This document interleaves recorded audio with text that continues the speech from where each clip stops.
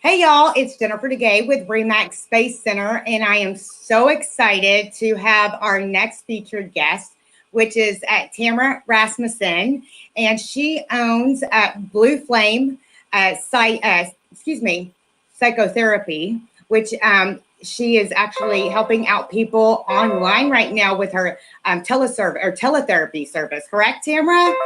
Yes, ma'am, that is correct. Yeah. So how are you doing today? I'm doing good. It's been a stormy but kind of nice, overcast kind of day. Very busy. Yes. Oh, I bet. So, yeah. So, how has we'll just jump right into it if you don't mind. Sure. How has COVID-19 affected your business, and what tools have you implemented to overcome that? Well, it definitely has impacted our business in the sense that about 5 weeks ago, we made the decision to transition everything from in-office to telehealth services, which just means that people would be able to meet with us inside the comfort of their own home. And also us as clinicians, we would be able to meet our clients at a safer distance. And unfortunately, some folks are really intimidated by the idea of telehealth. They're not really sure how it works. They don't really understand it. And so we certainly did see a drop off in some of our regular clientele. However, to combat that, we've just continued to communicate with our clients. Of course, we've been continuing to see clients, and we're continuing to accept new clients. We are using an online EHR system that has a HIPAA compliant telehealth platform embedded right into it. So it's very, very simple, but it was a big transition for, I've been doing telehealth for several years now. But my clinicians, the other providers who are in our office, they had not been using telehealth. So it was definitely a learning curve for them. And obviously for many of our clients who had never, jumped into the virtual world before. So that's really the biggest changes that we saw as a result of this. Business. That is awesome. I love it. And, for me, mental health is so important. And I also think it's highly misunderstood. But I think for a lot of patients that they would probably really like being at home or in the comfort of their own home. Yeah.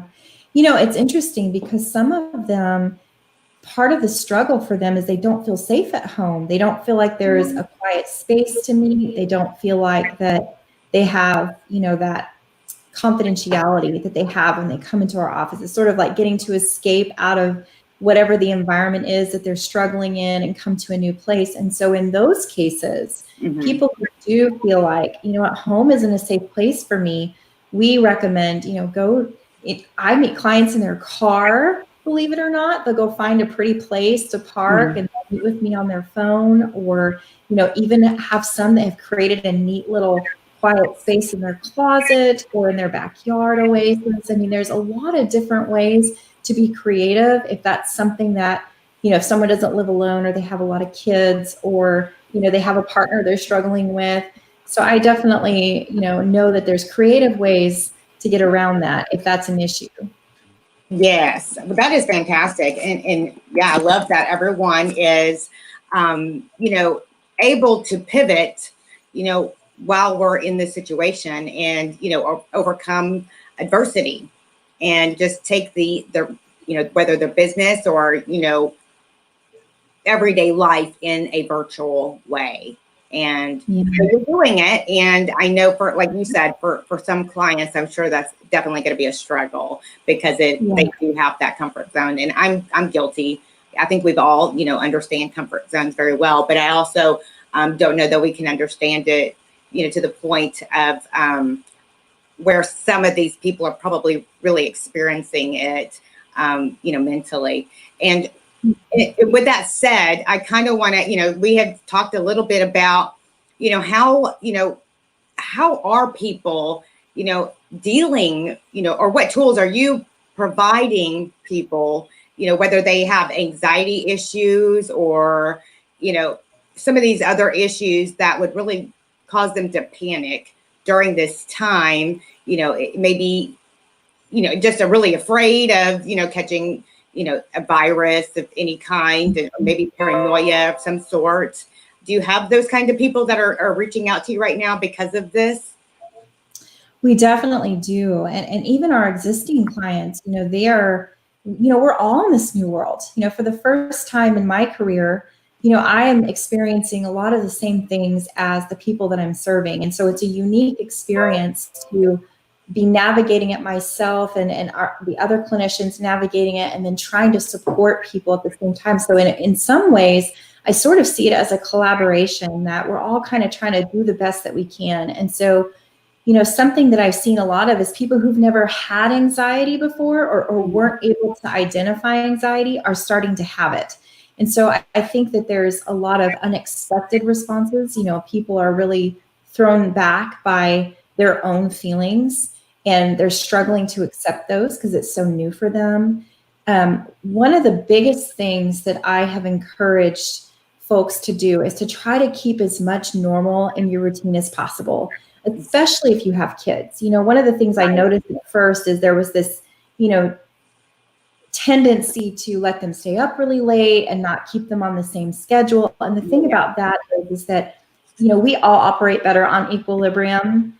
And so when we find ourselves eating differently, sleeping differently, and creating a new schedule for ourselves, it's going to have an impact. And so I've definitely, shared the importance of keeping a routine. Even if life does not feel normal, try to create as much normal as possible. Reach out, make sure you're taking care of yourself.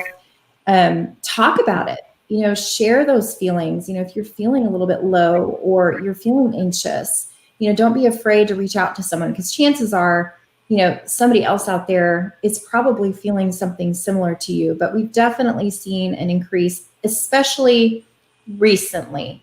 I would say in the last 2 weeks, we have seen an uptake in depressive and anxious feelings. People are losing their jobs. People are worried about losing their jobs. Their spouses have lost their jobs, or, they're working from home and they're trying to balance, all the normal stuff they always did, plus, homeschooling their kids, or, the dogs are barking and they're on a conference call. There's so many different things that people are juggling, and it's exhausting.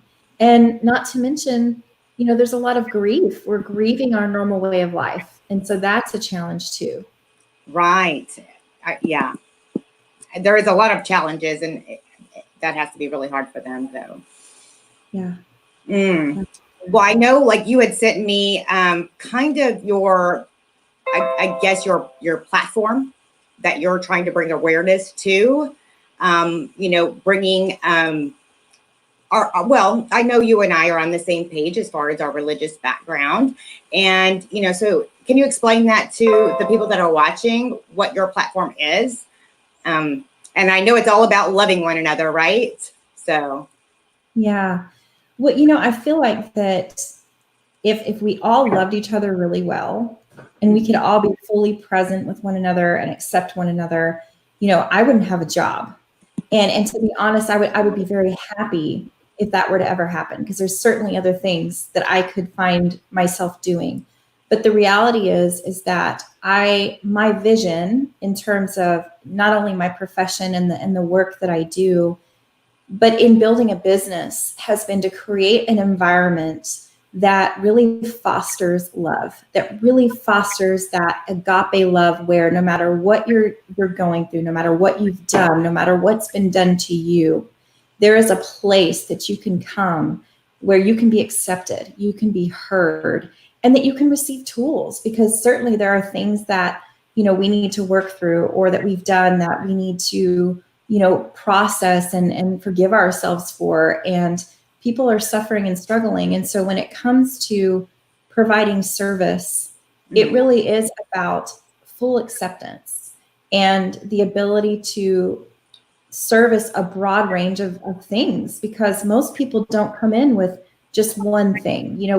We start digging a little bit deeper, and we find that there's more going on than meets the eye, or even maybe that they knew. And so the platform really is to create awareness of emotions, knowing that we are emotional beings. We are wired for connection. We need support. We need connection. We need all of those things in order to thrive. And oftentimes, there's a lack of that in the real world outside. We have acquaintances, we have people that we know, but we don't necessarily have that deep sense of connection and acceptance. And we pair that with clinical expertise, right? We have to have education, we have to have skills, we have to have the ability to support people and create genuine, workable pathways to get them where they want to be. And so it's a partnership. And that's really the way that I see it. It's a relationship, it's a partnership, and that's what we're all about. Right. Yes. And you know what? It's going to be so hard too for some people, because while you might be, a product of your past, you don't have to be a prisoner of your past. And there's such a big difference between the two, right? Absolutely. Yes. So, and one of the other things that I really wanted to tell y'all about her is she's actually fairly new to Pearland and Friendswood. So you started, you moved here, was it 2.5, 3 years ago? It was just over 2 years. So it'll be 2 years. It was 2 years, the end of December. Yeah. So I just have to ask, because I have to ask everyone this, because we're known as the friendly state. Do you find that there's a lot of truth to that? I really do. I have experienced so much. We've just been very welcomed, for sure. We've not had really any negative experiences that I can think of in terms of, speaking to people and meeting people, and, the schools that my kids have been involved in, and the professional connections that I've made in my short time here have all been very positive. So I definitely think that that's been our experience. Yeah, that's fantastic. I just had to ask. But one of the things that, I have heard a lot of parents talking about right now is, some of the behavioral issues that they're experiencing with their children, maybe because they're feeling a little bit cabin fever, or maybe they just, maybe these children, maybe have had some of these behavioral issues always, but the difference is parents got a break. And so now that there is no break, it seems like these behavioral issues maybe seem a little bit more escalated or more noticed, I guess, right? Mm-hmm. So how do parents deal with children that are, going through this? It's interesting because I say one of two things happens. Either an experience like this gives you an opportunity to experience some healing and really make what's already pretty cohesive that much more cohesive. But it also, on the other side, if there are pre-existing issues, it can really bring them up to the surface. Things that you don't see in the rush of everyday life. When you're going to practices and they're going to school and they have their homework and you're not with them, you're not necessarily really aware of what might be going on with your kiddo. And the other thing to keep in mind too is that I think we often forget that they have their own experience with all of this.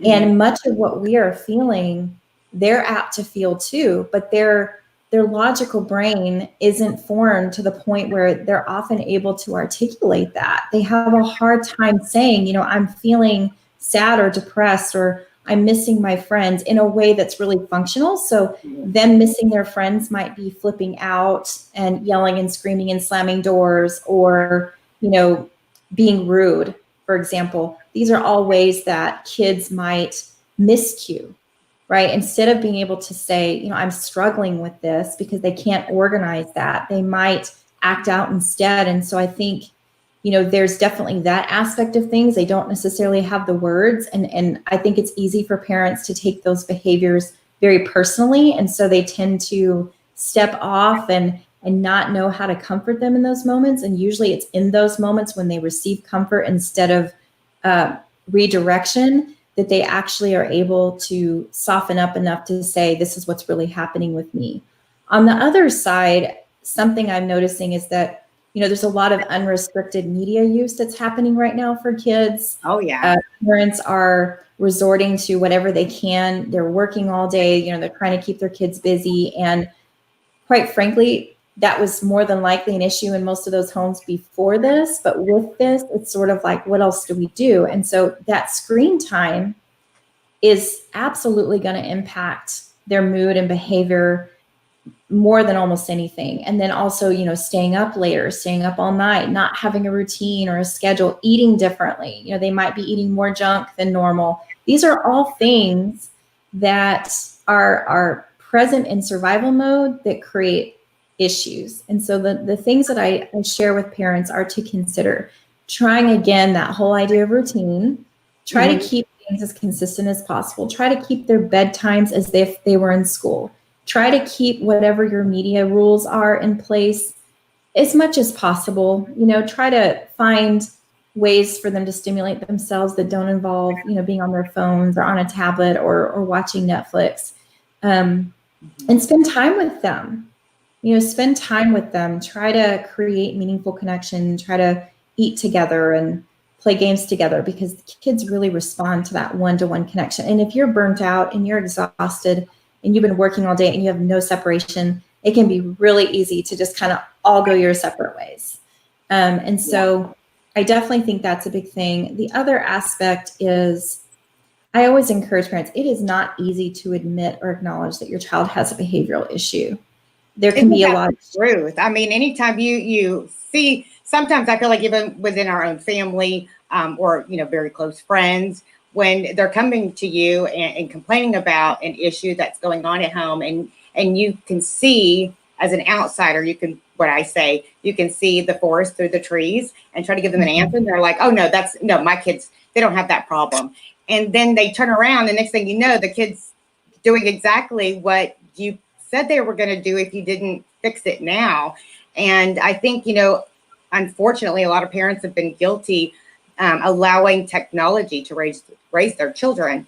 And as their kids have gotten older, and, you know, I've seen a lot of great things come out of this, though, where parents are spending time with their kids and connecting with them on a level that they hadn't probably done in a very long time, and maybe some, if ever, really. However, there's some, it seems like at the teenage years when, you know, boys are like 14, 15, 16, they're all of a sudden, you know, really, I'm just going to say master manipulators. You know, it's an interesting world right now. Yeah. Well, I definitely think, you know, there's a lot of shame. And that's another part of this is I want to share, if I could share anything with parents, it would be that it's okay. You know, even if you seek services and you find that there's things that you might need to change in your household, it's okay. You know, we all have things that we need to work on, that we need to learn, in ways that we might need to grow. And, you know, kids are not perfect creatures. And I always tell my parents, because, you know, I specialize in the area of parenting, psychotherapy, and counseling. And, you know, I find that I can meet them where they're at. I can tell them, hey, you know, we need to look at changing this up. But it come from a place that it's not about, you know, you're such a bad parent. I think the truth is, no matter how much our kids struggle, no matter how much we might struggle with our kids, we love them and we want the best for them. And so my best advice is to not wait. If you're starting to see a behavioral problem, an issue, try really hard not to take it personally and be afraid of it, because it just gets worse. You know, as they get older, it gets harder to manage. Their life is more difficult, and it brings on a lot of unnecessary stress in a family and on a marriage when there are issues like that. And when you're locked down in a home for weeks at a time and nobody's leaving and everybody's working from home, gosh, there is no better time to realize that there might be an issue. And, you know, there are lots and lots of counseling resources out there. We are all still operating, not just us, but there are a number of non-for-profit agencies that are offering free and reduced prices. So even if you've lost your job, no matter what your situation is, there is support out there for you. And I just always hope that you will reach out and get that support, because it's there. Right. It is. And, you know, and there's no shame in it. You know, I think that there's just been this negative, you know, connotation with therapy. And y'all, I hope everyone understands that there is no shame in getting help, whether it's for yourself or, you know, helping you with your parenting. I actually think it's wise of you to do that, but yes, you have to be a little bit vulnerable and let that wall and face the problem at hand, right? I think admitting things is usually half the battle, right? Oh, I mean, I think that's the first part. And the second part is taking that step, being willing to be vulnerable. And it's brave. Oftentimes we think that being quiet and dealing with it on our own is what strength really is. Because if I can handle it up by myself, that makes me strong. But the reality is it's a lot scarier and it's a lot braver step to say, maybe I can't do this on my own. And we are wired to need other people. I mean, the greatest commandment was love one another, right? And so that involves more than one person. It didn't say love yourself well. It said love one another. And so I feel like we've all been gifted with these different abilities and these different, all of us have these things that we have to offer. And if we were just able to let our guard down and build on each other's strengths instead of being afraid of one another or in competition, we would see a much healthier society. I couldn't agree with you more. Yes. Well, one of our viewers, Cheyenne, I just put, her comment up on the screen. She's just saying that she is now, really recognized how underlying issues have really been exacerbated through being stuck in isolation. So, I think that's great that you're really recognizing that, Cheyenne. And, what should she do, Tamera, to really maybe work on, whatever issue it is? Is there maybe some advice that you could give her? Absolutely. I think the number one thing I would say is be okay with being uncomfortable. It is so uncomfortable to realize things about ourselves that we don't like or we didn't know were there, or in our kids or our spouse. And I think as a society, we're taught, do anything you can to avoid being uncomfortable. Avoid discomfort at all costs. Take a pill, distract yourself. But the reality is that if you dive into that, Cheyenne, and you tap into what those things are, and you're willing to be uncomfortable and vulnerable enough to address them, you get to eradicate that. It doesn't have to be something that's lingering, because the reality is if that's the case, and it is for all of us, if we have something going on that we're not immediately aware of, it's still there. And I always say it's like above the surface and below, those things that what you see is up here, but everything underneath below the surface is what drives and supports what's up top. And so if we've got something going on and we address it, what we bring out on the top above the surface is even better than what it was before. Mm-hmm. Yeah, when things are really hard, and sometimes, I can kind of understand why people would, maybe avoid, some things where, for example, if you're in a marriage and your, spouse is an alcoholic or a drug addict, I know from firsthand experience that a lot of times it's really scary to even go at, someone and try to get them to acknowledge what they're doing, because if they're not in the right mindset, it can really blow up and backfire in you, and you don't want that. So, right now, I know statistically speaking, there is a high level of, domestic violence that's taking place because people are stressed out over money, because they've maybe lost their jobs and they're stuck at home with these abusers. And so what is your advice to people that are maybe at home with someone who is physically harming them? I think that advice is the same all the time, which is to seek help. There are some excellent resources out there. There's the Texas Crisis Resource Hotline. They have an entire website that has information regarding, services for this. And it's such an isolating time.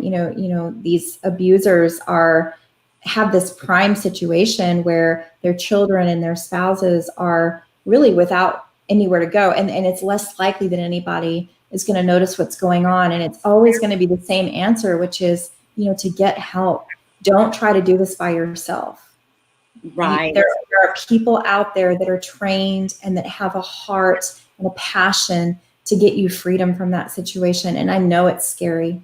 And if there's anybody out there watching, I just want to speak to that. It's terrifying. If you are in that situation, even a sex trafficking situation, because let's be honest, there could be somebody watching right now who's been in that situation and doesn't know how to get out. Unfortunately, Houston is one of the hot spots for sex trafficking. And, that's a whole nother story, but I had a friend whose daughter actually was kidnapped, but technically she wasn't kidnapped because she was a high school girl that, got in a car with a guy she thought she could trust. Mm-hmm. But there's a lot of counseling that those poor children, or anybody, it doesn't matter, y'all. And it's not just girls they target. Yeah. It's boys too. And, parents, I feel, I hear a lot of people say, well, I have a son. Thank goodness I have sons. Don't be foolish. Don't believe that. It's boys and girls, Yeah, absolutely. And adults. It's not just young people. It's adults. And sometimes people will not even realize that's what they're in. It's so manipulative and covert, just like abuse. It's one of those things where it's just little by little, and there's a lot of manipulation. And I always say, listen to the people who love you. If they're telling you something's wrong, you should really listen. And, right now it's interesting that, you kind of talked about, sex trafficking, because one of the articles that came out in one of our, real estate posts was sex for rent requests are soaring.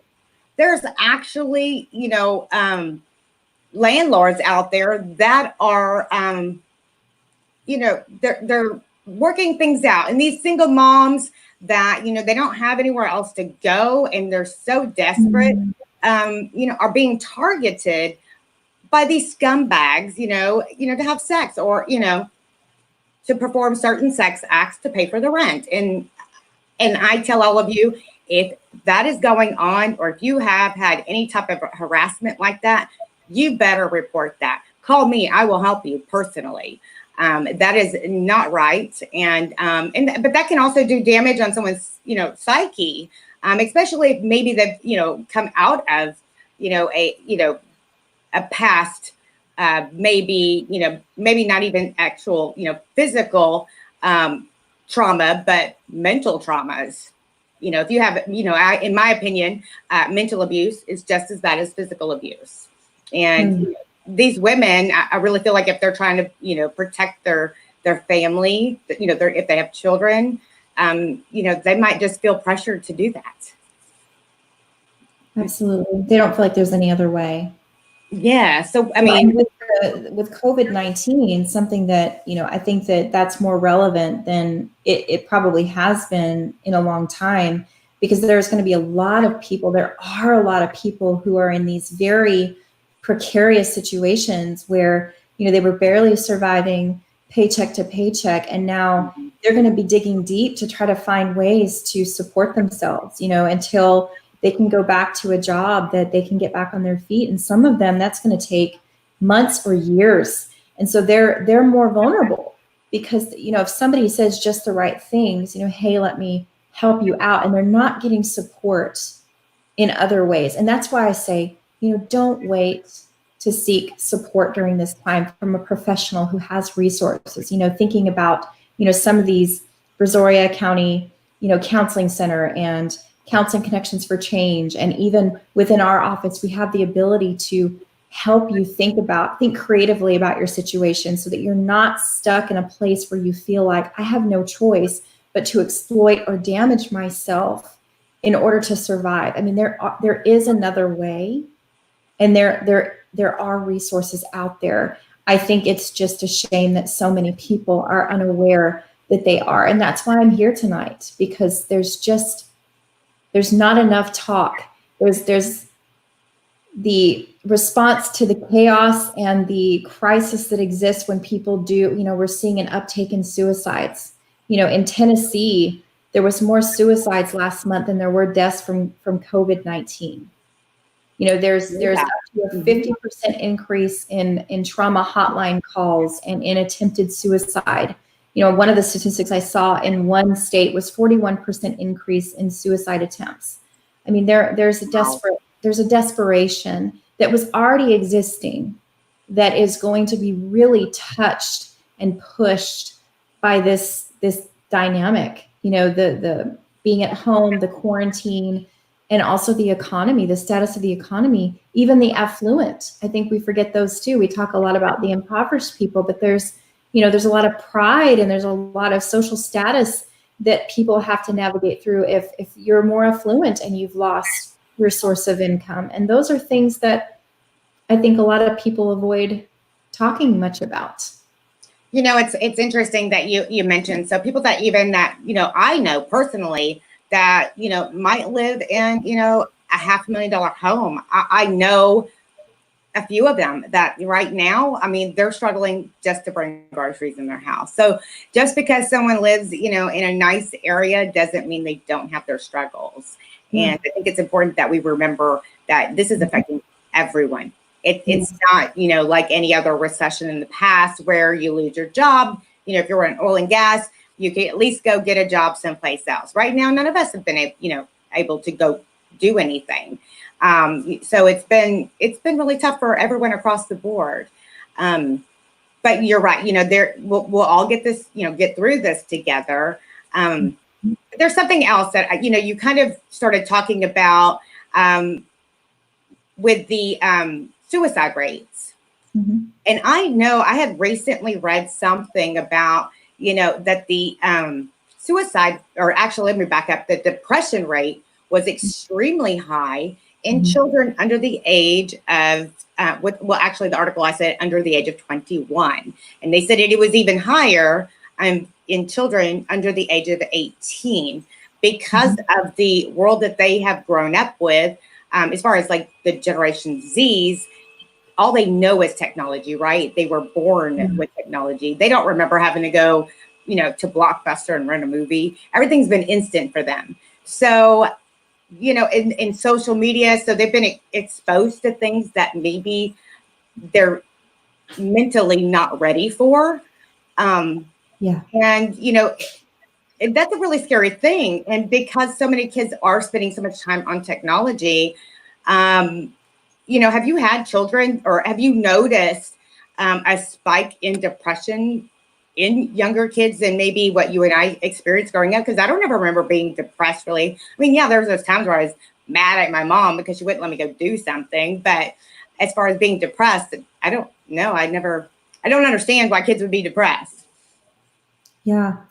It's interesting you asked that, because this is one of the areas that I'm probably the most passionate about. I've done quite a bit of speaking and research and education on the risks and the realities of the technological age and the impact that it's having on our children and our families. Interestingly enough, which is probably the most heartbreaking statistic that I ever share, is that the fastest growing bracket of suicide is the age between 5 years old and 10. That is so crazy to me. And I've read that. And I also, I think my dad and I watched like some sort of 2020 or Dateline special or something that talked about that. Yeah. Well, and it's correlated greatly with access to the internet, with media. So the average age number of years ago was, around 15 years old. And now today, the average age for a child to receive their first phone is 5 when they start kindergarten. And most of these phones, insane.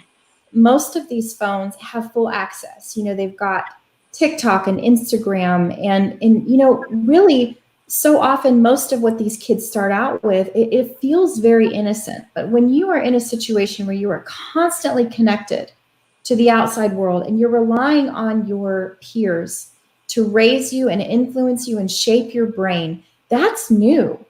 In our generation, our parents and our teachers shaped our view of the world, not our peers. We'd go to school and we might play at recess, but then you go home and you have this separation. But right. Now it's all the time, and so much of it is unrealistic. They're seeing these really young kids that are their age becoming millionaires because they are TikTok stars or they're YouTube stars. And there's a whole lot of sexual influence. A ton of that is existent. So there's this increase in prepubescent behavior. And, girls are starting their menstrual cycle earlier. I mean, there's all of these impacts because of exposure. You know, it creates imprinting on the brain, and it's something you can't reverse. You know, it's definitely linked to depression and anxiety. And Dr. Leonard Sachs is an incredible speaker, and he has several books. And one of his books is called Girls on the Edge, and he talks about, you know, life before Instagram and the fact that the uptake in anxiety and depression medication is directly correlated to the year that Instagram hit the market, like 10, I think it's 11 years now, that they have statistics that can show a direct correlation because of the constant barrage of images and influence. You know, so you question, you know, why didn't my friends invite me to this? And I don't look as good as them, or I'm not, you know, I didn't get as many likes. I mean, these are all things that even adults struggle, you know, with depression and anxiety, but kids, their brains aren't fully developed. And so they definitely struggle with this. And so I'm extremely passionate about educating parents, because I don't believe that parents are exposing their kids and endangering them on purpose. I think that it's a lack of information. I think that it's being busy. I think that it's easier to be honest to a degree when your kids are, you know, busy with their devices. It keeps them occupied, but there's a long-term fallout from that. There are consequences. And I'm a mom of 4. I have kids that are between the ages of 10 years old and 16. Mm-hmm. And so I'm in that bracket. I'm very well aware of what that looks like. And I will say kids can survive without phones, because my kids, not one of them has one. But it's a challenge. It's not for everyone. And so it's really about education, being wise, knowing the resources that you have available to you to keep them safe. You know, for some families, not having a phone isn't an option, and that's okay. But there are smart ways. Gab phones are amazing. I have to put it out there. You know, Gab phones are an awesome option for parents who don't want to even have to worry about or deal with the social media, but they want to be able to connect with their kids, and they want their kids to be able to have some connection with their friends. So yes, very passionate about that side of things. And actually I am too, you know, it drives me, this is a whole nother kind of story, but, you know, I have struggled with infertility and have dealt with a lot of loss. And, you know, I've struggled with the fact that, you know, I have wanted children for so long. And then when I look out into the world and I see people that probably shouldn't have children, I'm not gonna lie, I've questioned God a lot. And, you know, I have to remember, okay, he has a plan. But one of the things that absolutely drives me crazy is parents who, I don't know if they are really stupid or are they really that naive. I just can't determine which of it is, you know, which one it is, because they'll say, oh no, we just have an extra phone, there's no service. I'm like, you have Wi-Fi. Are you an idiot? Hello, your 5-year-old? Sure, they can get on there. They have all the time. I can tell you firsthand, you know, I have been gifted with the sense that for whatever reason, kids just come up and talk to me and just open their mouth and basically have throw up at the mouth when they talk to me. But I've also been very good at, you know, like within my own family, you know, the kids know they can talk to me in a very, you know, non-threatening environment, non-judgmental, you know, but they do understand, you know, if it's important, I'm going to make sure that, you know, their parents are going to be well aware, but I try to, you know, gain a level of trust when they are talking to me. But they have apps that they hide inside apps. Y'all, mm-hmm. I know of, you know, kids as young as 6 that can text me through an app on a phone that does not have service. I mean, they do it. They know how to do it. And what blows my mind is when they hide these apps, and, you know, there's and I put out several months ago a post that shows several different apps that kids were using to hide other apps in. And it's very deep. It's crazy, where it looked like a calculator and they were hiding apps. And these young girls, there's an app called Hot or Not. And it's geared, y'all, for like 11, 12, 13, 14, 15-year-olds. And basically they take their picture and boys judge them if they're hot or not. Now that is right there. It tells you what kind of issues that's going to cause. It's absolutely insane. But I cannot tell you how many people I know, oh, my kids don't do that. And it just drives me absolutely insane. I don't understand why they're not getting this, or why do they believe their kids would not do something. I think it's so important to recognize that kids are curious. You know, we all have too. It's part of it's no matter how wonderful and amazing a child is, they can still find themselves, even unintentionally initially. You know, it's not that hard to stumble across something. And then, you know, their curiosity gets piqued. And, you know, they're not bad kids. No, but, not at all. You know, to give a child a device that accesses the world and then tell them not to do it, that's a death sentence for their self-esteem and their psyche, because they're not capable. You know, I don't care how smart and how studious your child is, you know, depending on their bend towards curiosity, they're just as much at risk. And sometimes we need to worry more about the ones who are extra quiet, because they're seeing these things and they're not getting caught. You know, we're not recognizing that this is happening. But I did want to speak to what you said earlier. You know, asked, you know, are parents just stupid? Are they naive? You know, and my genuine philosophy is that parents really are doing the best that they can with what they know and their circumstances. And I have a lot of empathy, no matter how far gone things get. I mean, I've seen some really tough situations where you wonder, how did you not know this was going on? But at the same time, the reality is, as much as that's true, as much as I think everybody really loves their kids for the most part and wants what's best for them, there's still a responsibility to be responsible for them and to understand what it is you're giving them. And so that's really where the teaching component comes in, that it's like, I get it. You know, maybe you didn't know, and maybe it was easier to not know, because it makes lifestyle easier. It makes your life and your job as a parent easier that they're in their phone. I get it. I understand. It's tough, but you have a responsibility. And usually when I see things, it's after there's been a pretty catastrophic experience, and then they come in and they're, you know, with their teenager.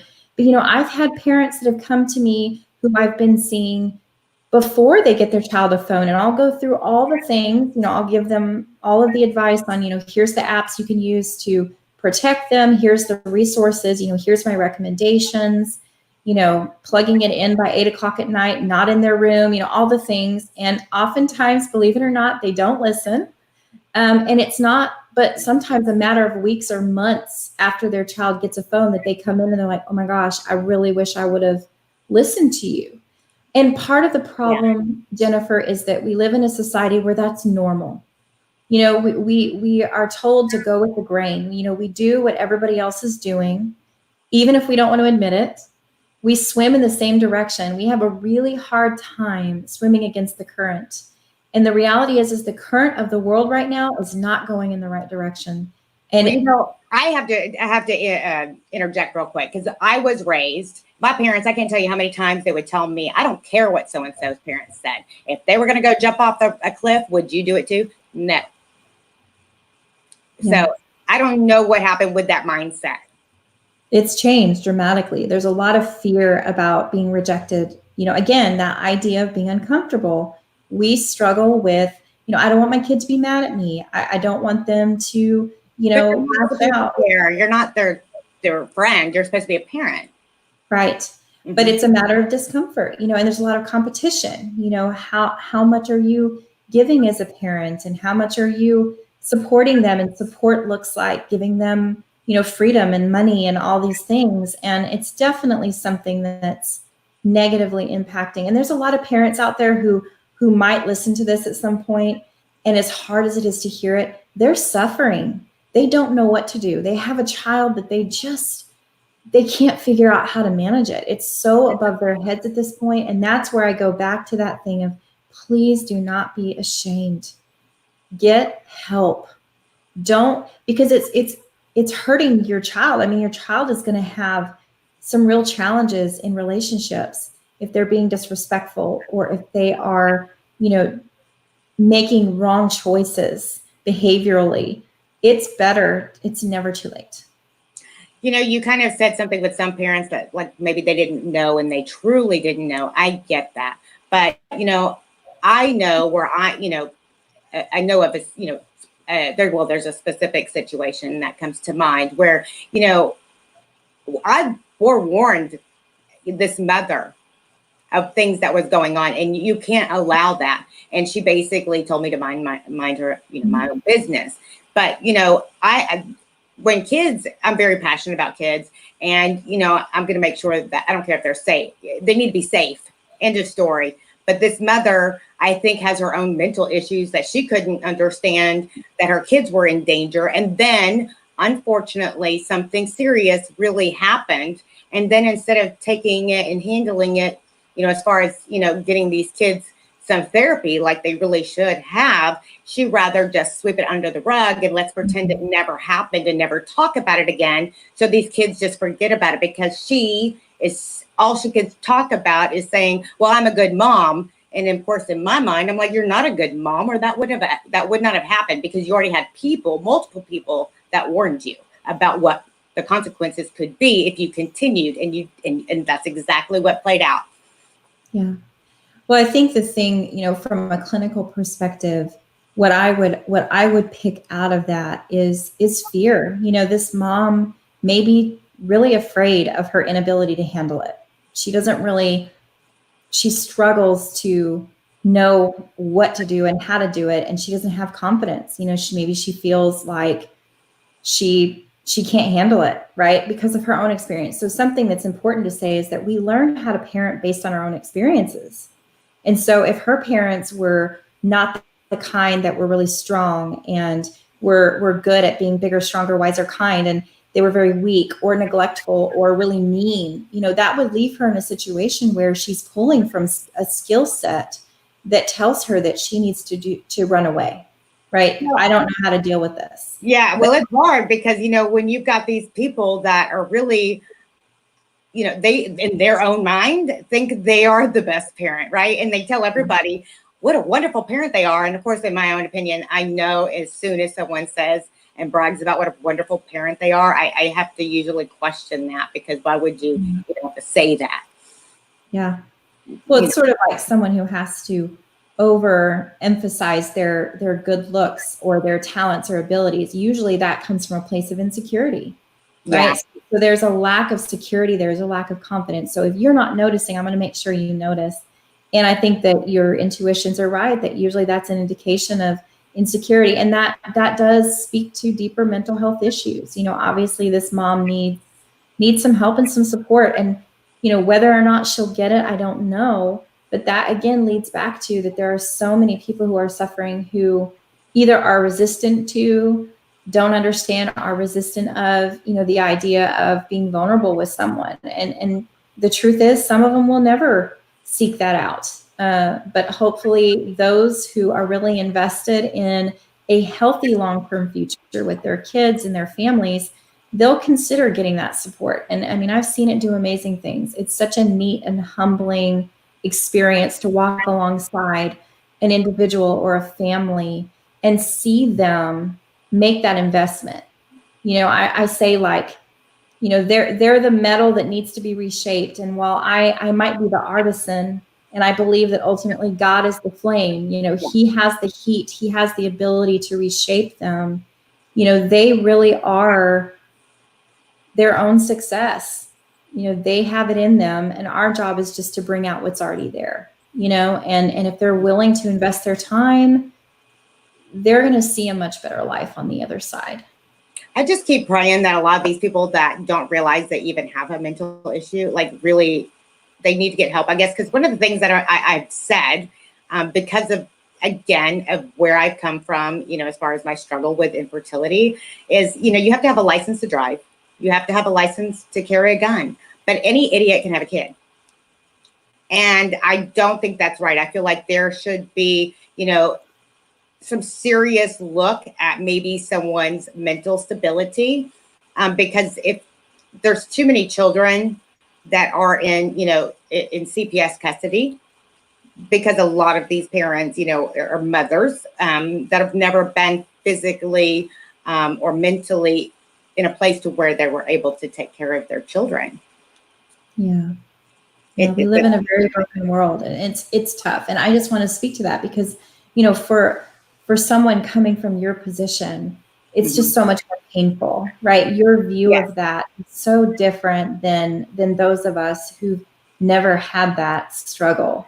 And it is hard to live in a broken world because it does feel so unfair. But even those emotions, I mean, that's a lot to process. And I'm sure that you've needed your own level of support and care to get through that. And you're not alone. I mean, there's so many women out there who are struggling, and it's something that not a lot of people talk about. Well, and you know, it's hard because like with my own family, because they were all completely, you know, fertile myrtles, and I'm the only one that wasn't.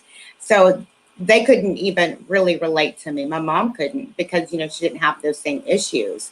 But until I actually publicly came out and talked about it is when I finally learned about other people that have been in the same situation. And yes, and I feel like a lot of us that have been in, you know, dealing with infertility do have this probably exasperated, you know, intense care for children who are not being properly, you know, guided and parented, and you know, and in danger, because it kills me. And you know, and I am a very empathetic person anyway, so I tend to take, you know, other people's problems on if it's my own. But when it comes to children or the elderly, I feel a strong need to like stand up and do something and be their voice. Yeah, I think that's amazing. And you don't realize how much just sharing that, being vulnerable and sharing that on a public platform, you know, what a difference that makes for somebody else. And interestingly enough, we actually just hired a new clinician, and I'm so excited that she joined our team because she is a mom who had battled with infertility and also suffered infant loss. And so she has chosen to turn that into her passion. And so she is now seeking to serve other mothers who have struggled with infant loss, who are struggling with infertility, and who have postpartum depression. And, you know, that's a hard thing to find. There's a lot of moms right now who've had babies in recent weeks, or who are going to have babies, or who are suffering with infertility and are unable to get their treatments right now.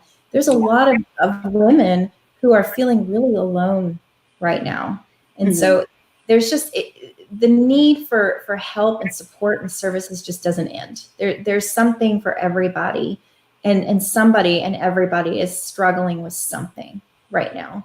I think, yeah, that's really awesome that you offer that. You know, one thing, there is one other thing that I wanted to kind of say before we end this is I, you know, recently was, you know, talking to some kids, and I was asking, you know, because they were talking about it's weird when parents are still married. And I thought, what? And so I, you know, asked, you know, well, how many kids in your class? Don't you have any kids in your class that you're friends with whose parents are still married? And they're like, no, that's so weird. Mom and dad living together. And it never, you know, I never dawned on me before that this is their normal. You know, growing up, I had one friend whose parents were divorced, and that was very unusual to, you know, to me, but I never looked at it from today's kids' perspective, that they never lived in a home. A lot of kids never lived in a home or don't remember mom and dad being in the same home. And so I see just from an outsider, you know, one parent has full custody, the other doesn't. You know, one parent, you know, wants to be a great parent, but can't because they have no control over what's being done. And I say this because I'm seeing a lot of it now that kids are at home, you know, doing school, and they're not getting their work done. And then next thing you know, they're getting phone calls and they can't, you know, do anything about it because that child doesn't live with them. And because they're, you know, the other parent that they're with, you know, is letting them, like you said earlier, stay up late at night, or play games, or heck, I even know parents who take their kids' phones away, but forget to take away their iPads.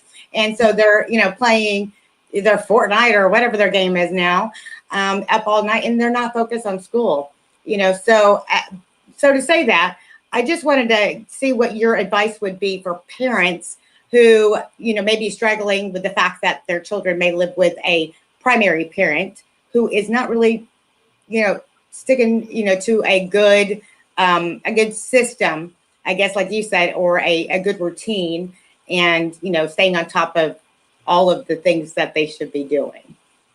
Yeah. Well, divorce is to me the real epidemic. It is tied to all the things we've talked about.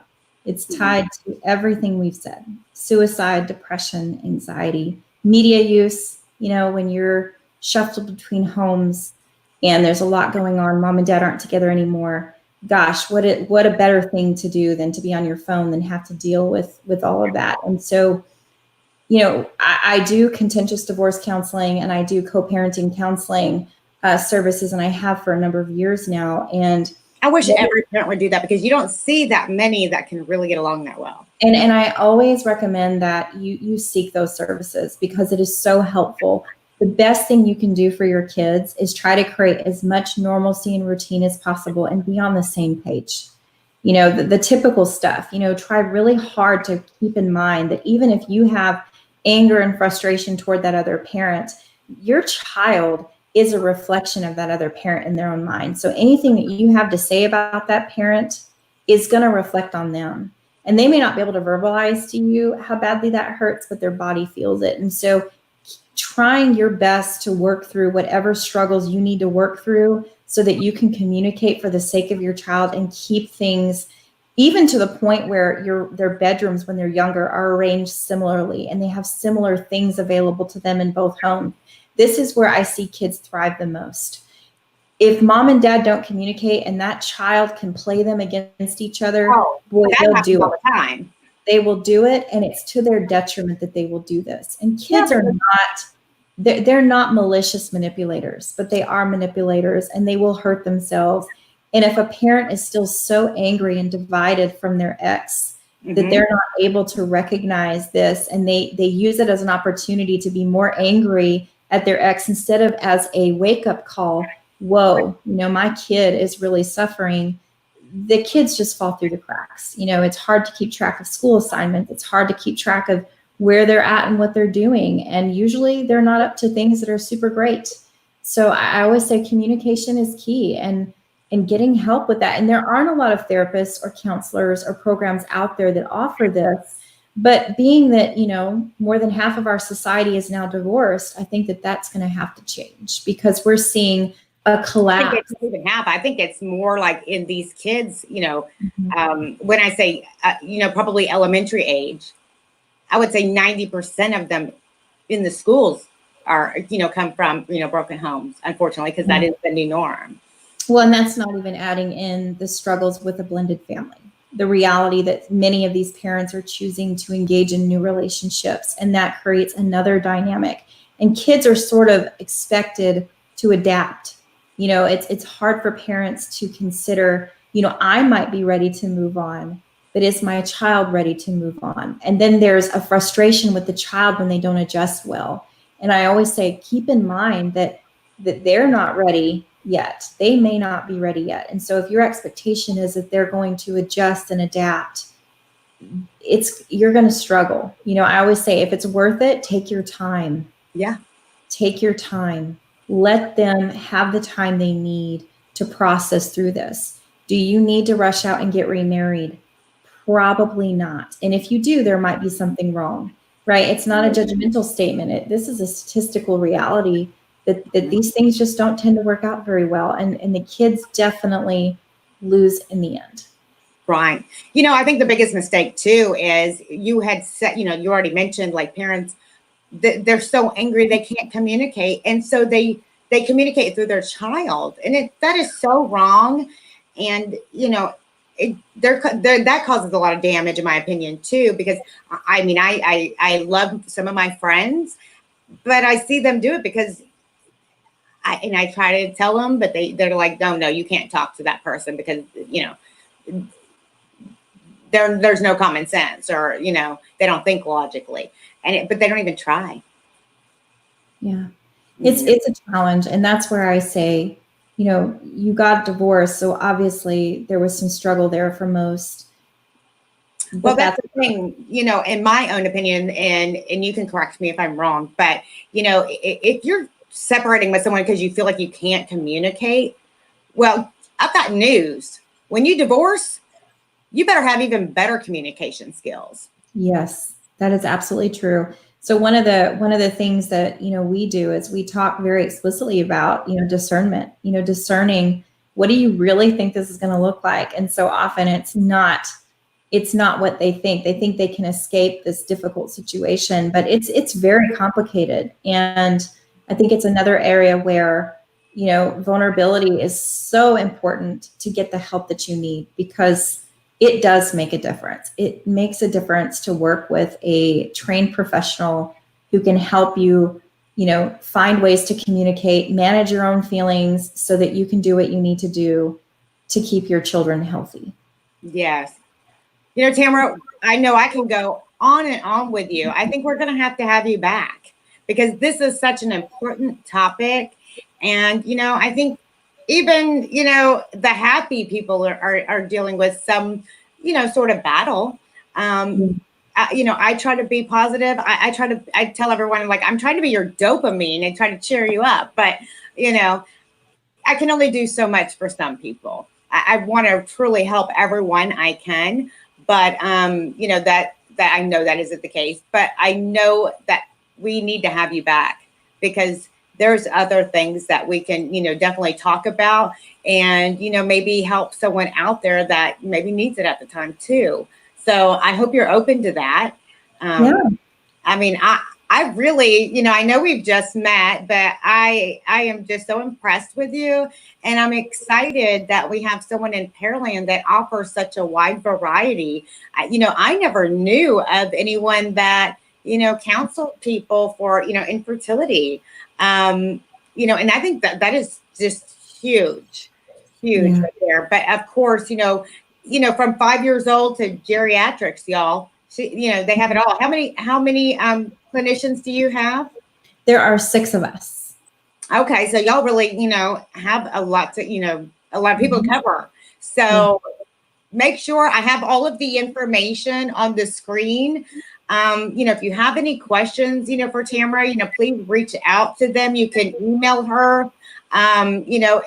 Obviously she's here. She wants to help you. In any last minute words, Tamera? No, I just want to thank you for giving me the opportunity to hang out with you. I think that what you're doing is wonderful. And I just want to encourage everyone out there. It's okay to not be okay. And it's also okay to reach out when things get tough. And I hope that you will. Whether it's us or someone else, do not struggle alone. No, never alone. Always reach out.